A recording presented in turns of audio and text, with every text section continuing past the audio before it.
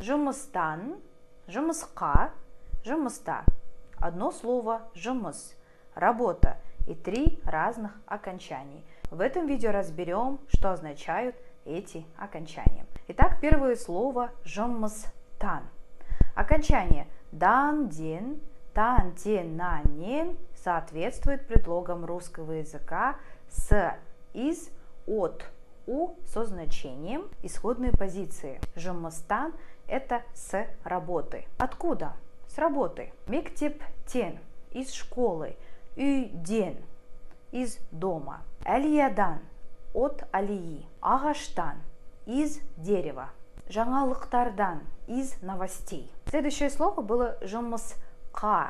Окончание га, ге, ка, ке соответствует предлогам русского языка в и на со значением направление. То есть вопрос куда. Жұмысқа – это на работу. Еще несколько примеров. Үйге – домой. Ауылға – в аул. Америкаға – в Америку. Балаға – ребенку. Динараға – динаре. И самое последнее слово – жұмыста.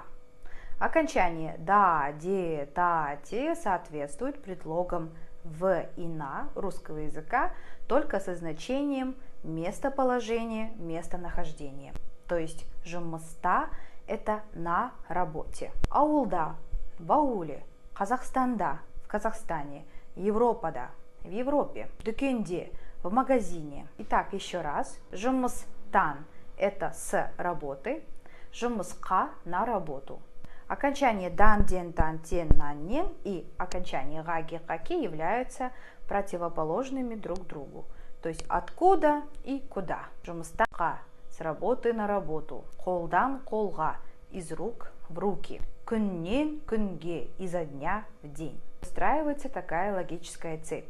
Сначала мы выходим откуда-то, идем куда-то и достигаем нашей цели, останавливаемся где-то. Вышли с работы жұмыстан, идете домой үйге, и вы сейчас дома иде. Практикуйтесь таким образом, уверена, у вас получится.